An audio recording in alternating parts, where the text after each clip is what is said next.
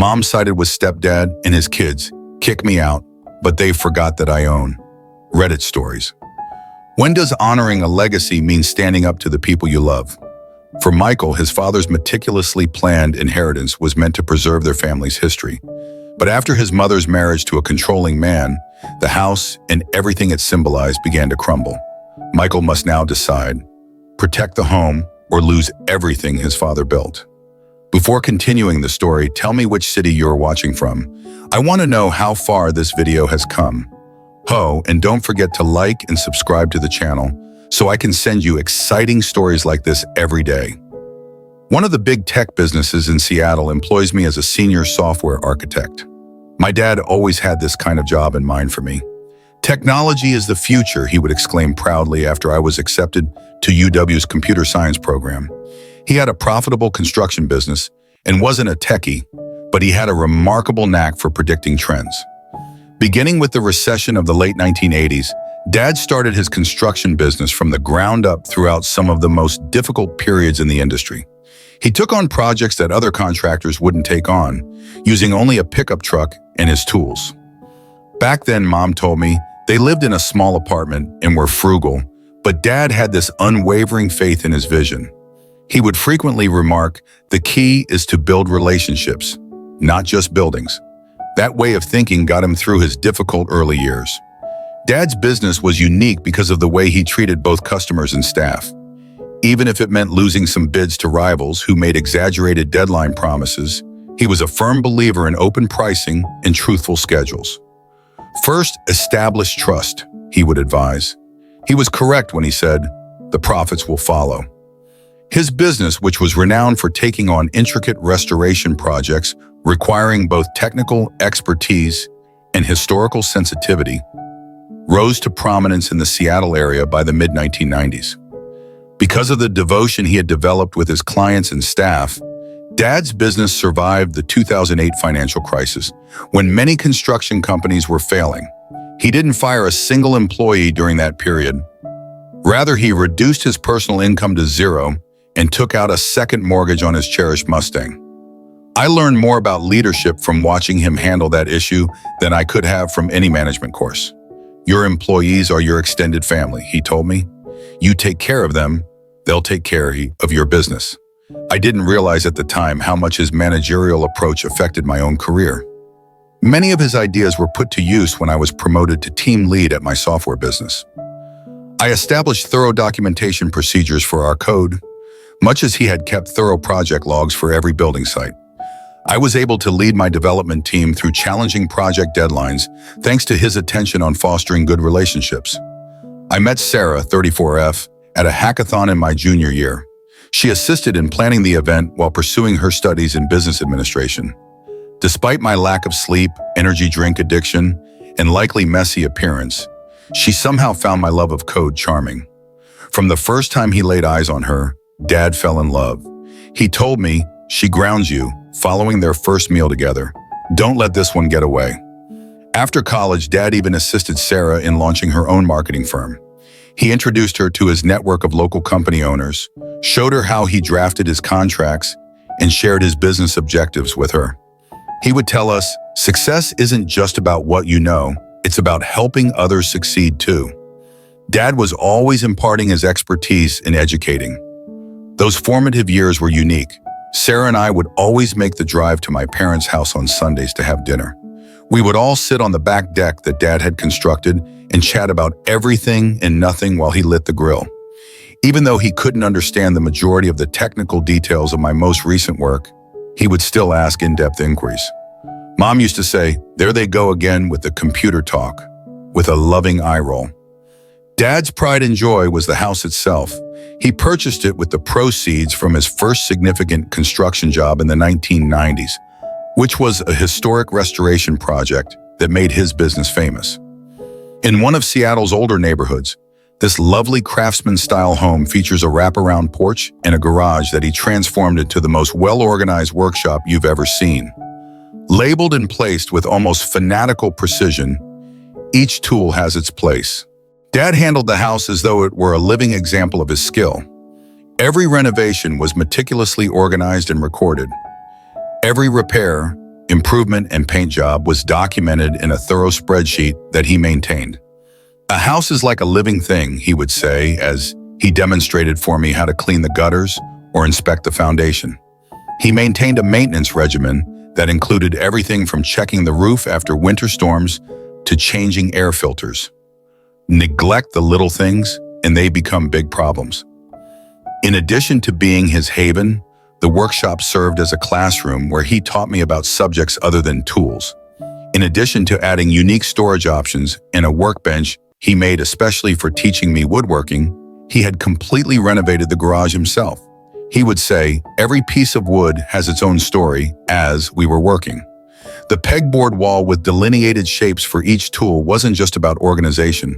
It was his method of teaching me that everything has a place and a purpose. Our job is to help tell that story. Our family held weekends in high regard. In that garage, Dad and I would work on his 1967 Mustang for hours on end. When I was 12, Dad had purchased it for restoration, claiming it would be a project that would strengthen our bond as father and son. That vehicle turned into a life lessons classroom. His advice, which I still abide by now, was straightforward. Always use the right tool for the job, or shortcuts look tempting, but they'll cost you in the long run. Although Dad might have completed the Mustang project in 1 year if he had so desired, it took 3 years. However, he was more interested in the process than the final destination. I learned everything from project management to fundamental mechanics from him. We took pictures of every component we changed, recorded each step, and maintained thorough logs of our development. "This isn't just about fixing a car," he would affirm. "It's about learning how to break down big problems into manageable pieces." I found that lesson to be really helpful in my profession as a software developer. Sarah and I purchased a small home around 20 minutes from my parents' house after we were married. Although Dad insisted that we take out the mortgage in our names, Dad assisted us with the down payment. "You need to build your own credit history," he clarified. "It's about standing on your own feet." He taught me how to install ceiling fans and fix drywall as he worked on our renovations on the weekends. He was preparing me for the responsibilities of home ownership even back then. At this time, my career was really taking off. I just received a promotion to team lead, overseeing a team that was creating cloud infrastructure solutions. I enjoyed every second of it, even if the hours were long and the strain was great. During my lunch breaks, Dad would frequently call to check in without discussing anything specific. He was aware of the demands of managing a group and overseeing the work of others. "Remember to delegate," he would say. "You can't do everything yourself, just like I can't build a house alone." When Dad initially stated feeling exhausted all the time, we were discussing the possibility of starting a family. He continued to put off seeing a doctor, despite Mom's insistence. Just working too hard, he would dismiss our worries. He was working on his largest project to date, a multi-million-dollar development deal that would have established his business for the ensuing 10 years. In retrospect, I regret not pressing harder and insisting on those examinations sooner. Perhaps things might have turned out differently. At the time, the business was expanding quickly. Dad was discussing growing into historical restoration projects in the Pacific Northwest and had recently launched a second office in Portland. He has established a reputation for updating the infrastructure of historic structures without sacrificing their character. He would tell his clients, "It's about embracing the future while respecting the past." Everything he accomplished, including his personal and professional life, was impacted by his love of preservation. The Mustang was the subject of our last meaningful discussion. He was discussing taking it to car shows now that we had completed the restoration. When he remarked, "We should sign up for the Pacific Northwest Classic," his eyes glowed like a child's. He continued to plan for the future until the very end, saying, "Show these youngsters what a real muscle car looks like." It began like any other morning until everything changed. When Mom called, my phone buzzed while I was in an early meeting. We were in the midst of an important project conversation, so I nearly didn't respond. But I had to go out and take it for some reason. Mom was crying so hard she was having trouble speaking. Dad had passed out on a construction site. He had left by the time I arrived at the hospital. According to the physicians, it was a sudden and severe heart attack. He was only 58. The weeks following Dad's passing were a haze of mourning and bureaucracy. The funeral was crowded. Dad's business and community involvement had impacted countless people. Suppliers, contractors, and even rival businesses came to show their support. Everybody shared a story about how Dad had supported them, given them advice, or simply been there for them when they needed someone to confide in. One old craftsman told me how, despite being unable to work during a protracted illness, Dad had managed to keep him on the payroll. "Your father understood that business was about people first," he stated. The workers of the company were heartbroken. Many of them had known Dad for decades, and they told me things I had never heard before, like how he had paid for the college textbooks of one foreman's daughter, assisted another through a divorce, or remained late to teach apprentices the nuances of historical restoration. With pictures and handwritten remarks from both clients and employees, the workplace conference room was transformed into an unofficial monument. We were all surprised by how well Dad had prepared for everything. His attorney, Mr. Carter, summoned us in for a meeting a week following the funeral. He took out this enormous accordion file that read family security protocol and was neatly handwritten by Dad. Dozens of carefully arranged papers with comprehensive instructions for various areas of his land were found within. I was given a 3-day tour of Dad's estate paperwork by Mr. Carter. Each color-coded container had personal notes outlining his decisions in addition to legal paperwork. "I've never seen an estate plan this thoroughly in my 35 years of practice," Mr. Carter remarked. Dad had even included a 5-year business transition plan with backup plans for various circumstances. After that, Mom began going to her church's bereavement support group. She first met Richard, 58M, there. Initially, she only mentioned him in passing. Richard suggested this great book about healing. Or, Richard said it's normal to feel this way. He was one of the group facilitators and had lost his wife to cancer 2 years earlier. Even if it seemed a little early, I was happy that she was receiving support. I was reminded by Sarah that everyone experiences grief in a unique way. Every Tuesday night, the church grief support group met. Before long, Mom was attending church functions with Richard more often. After services, coffee gatherings became lunch meetings, which in turn became dinner dates. Our family friends began to worry about how quickly their friendship was developing. At a family get-together, my Aunt Susan pulled me aside because she was concerned that Mom was hurrying into things to make up for Dad's absence. Mom's changes became more apparent. Her haircut changed, she started dressing differently, and she even threw out the garden that Dad had helped her create. Every time I questioned these changes, she would respond, "It's time for a fresh start."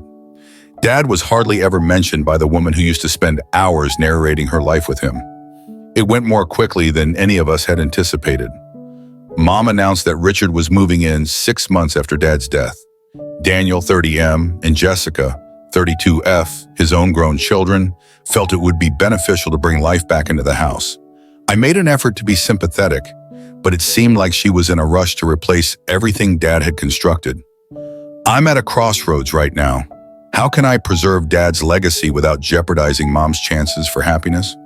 Sarah advises me to strike a balance, but I can't help but think of Dad's letter.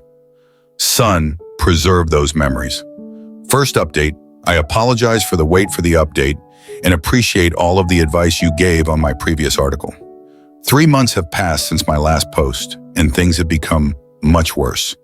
Richard's domineering demeanor used to bother me, but now he acts as though he owns the house my dad left me. Richard made the decision to begin a significant restoration project last month without even asking my permission. The built-in bookshelves my dad had made for the living room were being torn up by contractors when I visited one weekend. As if he owned the building, Richard was watching over them and directing them to just throw all this old wood in the dumpster. These were the final project Dad and I worked on together before he became ill, so they were more than just shelves. He responded angrily when I approached him. He said, "Look, son," with a condescending emphasis on the pronoun.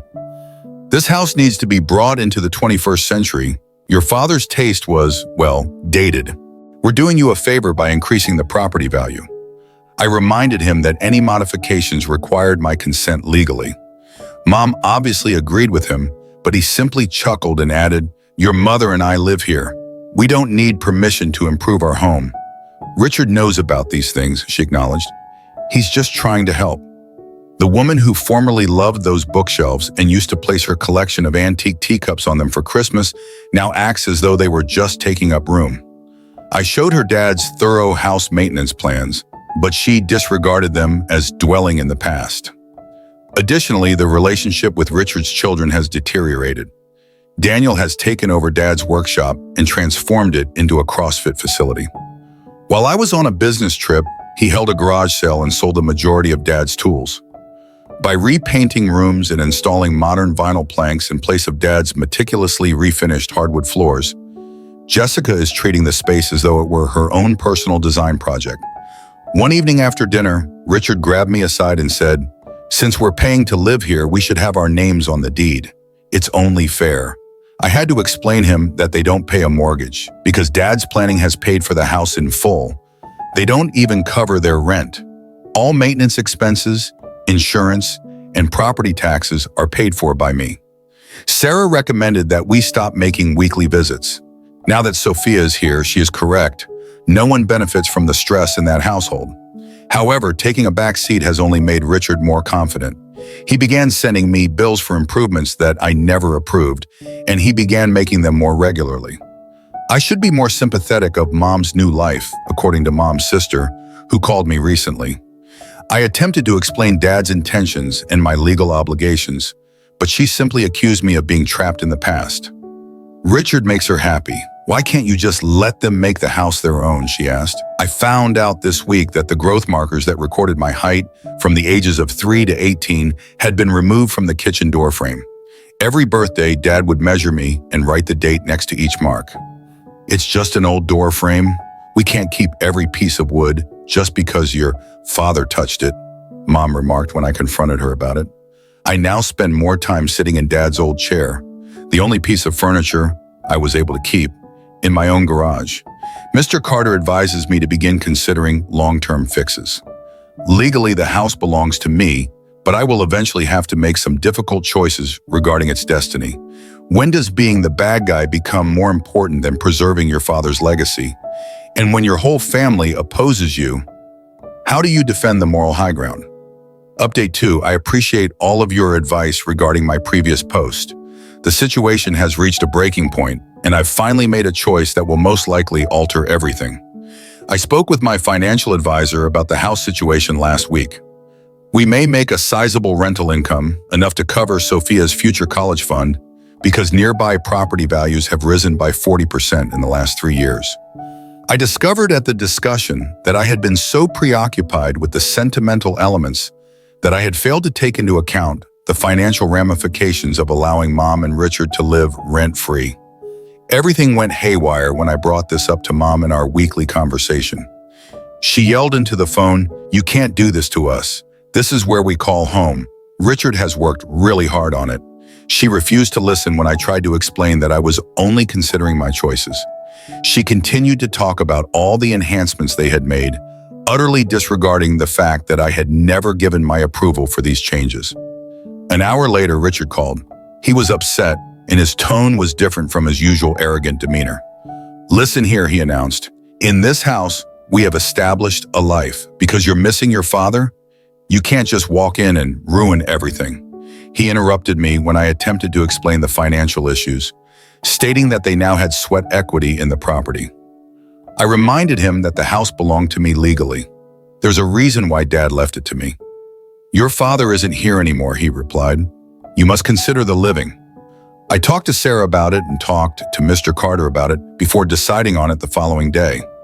When I arrived at the house, Mom and Richard were working on yet another remodeling job.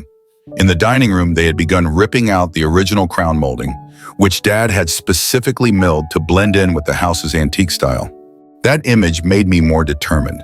"They have 2 weeks to find another place to live," I told them. Mom burst into tears at once, accusing me of being callous and harsh. Richard tried to scare me by arguing with me about my inability to throw them out on the street. He began enumerating all of their local ties, including his place of employment, their church, and their neighborhood pals. When faced with challenging circumstances, I maintained my composure and firmness, as my father had taught me. I declared, "This is my property. Dad left it to me for a reason, and I'm exercising my legal right as the owner. Richard's cheeks flushed, and he began to enumerate all the money they had spent on upgrades. I informed him that the historical value of the property had actually been diminished by these unapproved alterations. When Jessica returned home and joined the debate, things became worse. Mom utilized her pregnancy as emotional leverage right away. "How are you able to treat your stepsister in this way? She will give birth to a child." Although Jessica's pregnancy is significant to them, I had to tell them that it does not affect my property rights and that she is not my stepsister. There has been an ongoing assault of emotional manipulation ever since. Mom's whole family has banded together to oppose me. Her sister called, sobbing, and said their parents wanted to make sure Mom was safe. Messages regarding the challenging rental market were left by Richard's brother, a local real estate agent. Long messages on Christian ideals and family loyalty are even coming from distant cousins who I hardly know. Dealing with family friends who have known me since my early years is the most difficult. People who grew up with me now tell me how unhappy they are with my decisions, and every call seems like another tiny betrayal. Some even claim that I'm damaging Dad's standing in the neighborhood. The problem is that this has nothing to do with cruelty or profit. This is about honoring Dad's desires and preserving the things he created. It has been agonizing enough to see them methodically destroy all traces of him. The house was his legacy. I've paid for all of their expenses, allowed them to live rent-free for years, and put up with their unapproved changes. Eventually, enough is enough. They have 2 weeks to come up with new plans. I'm refusing to give in to Mom's constant demands for more time. Mr. Carter claims that the law is entirely on my side and that I have been more than giving. He is assisting me with creating official paperwork for the notice to vacate, ensuring that everything is accurately documented. I realize that this makes me appear to be the villain in everyone else's tale. But sometimes standing up for what's right requires making difficult choices even when others disagree. I learned that from my dad. Third update. We appreciate everyone's help at this trying time. Things have come to an unavoidable end, therefore this will likely be my last update. I assigned Mom and Richard a 2-week deadline, but it's already passed. The past 2 weeks have been the longest of my life. They have been filled with guilt-tripping, continual emotional manipulation, and progressively frantic attempts to get me to change my mind. Mom did everything she could. Every day, she called, oscillating between fury and tears. She would say, "I changed your diapers," one day. "I gave up everything for you," she would yell the next day. Richard also changed strategies, trying to negotiate instead of using intimidation. He recommended establishing a formal lease and offered to begin paying rent. I couldn't rely on them to uphold whatever agreements we made, though, given what they had done to Dad's house. When I got to the house, there were people gathering on the front lawn 3 days prior to the deadline. Mom had enlisted the help of friends from church, family, and even some of Dad's former business partners. They had prepared statements about moral commitments and family responsibilities as part of what amounted to an intervention. I listened to people criticize me for being a bad son for 2 hours. The topic of honoring your parents was discussed by Mom's pastor. Dad's old secretary remembered his generosity with tears in her eyes. My elementary school teacher even came to remind me of the morals my father had attempted to teach me. The hardest part was when Jessica got up and talked about how stress could hurt her unborn child while covering her pregnant abdomen with her hands. While Mom was crying next to her, a few of the church women were glaring at me. It was an expert lesson in manipulating emotions. But during this ambush, an unexpected event occurred. I had a strange sense of serenity as I sat there listening to everyone talk about Dad, people who hadn't even been to his funeral suddenly professing to know what he would have wanted. Dad used to say, "Stand your ground when you know you're right," and I could almost hear his voice in my thoughts. I got to my feet and spoke to the group. I described how Dad planned everything carefully to ensure his family's future and how he had constructed this house by hand. I showed them pictures of Richard's unapproved modifications, including the historical elements he ruined and the fine craftsmanship he removed and replaced with flimsy, modern fixtures. After that, I presented them with a letter from Dad and outlining his reasons for leaving everything to me. Some of the elder business associates nodded as I read his remarks about trust, accountability, and preserving his legacy. They understood because they'd known Dad, really knew him. Shortly thereafter, the group scattered. While some looked disapproving, the righteous wrath had subsided, and others gently apologized as they walked away. Without saying another word, Mom and Richard returned inside. I showed there with Mr. Carter and a locksmith on the morning of the deadline. Although they weren't required, I had hired a security company to be on hand just in case. The house was deserted. The remainder of their possessions were packed into Richard's truck. Richard couldn't help but give me a last poke, but Mom refused to look at me. As he assisted Jessica into his pickup, he asked, "You're happy with yourself? Your father would be so proud of how you've treated your mother." I didn't answer. Dad would have known. I know he had prepared for this possibility. What other reason might he have had for being so explicit in his will? I strolled about the home after they had left. I had underestimated the extent of the harm. Builder-grade materials had been used to replace the original fittings. Dad had painted over or taken out his handcrafted woodwork. We had spent so many weekends at the workshop, and it had changed completely. I have no intention of pursuing damages, but Mr. Carter documented everything for any legal considerations. I simply want to put this chapter behind me and concentrate on fixing what can be fixed. Some of Dad's old craftsman friends have already been contacted, and they are eager to assist in rebuilding the features that were taken out. For now, Mom is staying with her sister. The majority of my relatives have stopped talking to me altogether. However, some sometimes call to chastise me. On social media, Richard's children continue to share heartbreaking updates about their poor mother being thrown out of her home, but fewer people are responding to each post. Through it all, Sarah has been my pillar of support. She reminds me of Dad's letter whenever I begin to doubt myself, expressing his faith in my ability to make the right choices. I will eventually tell Sophia about her grandfather and the heritage he attempted to preserve, but she is too little to comprehend what is occurring right now. To restore the house to its original state, I'm collaborating with a restoration professional. We can preserve the spirit of what Dad made, but it won't be perfect. Some things can't be reversed.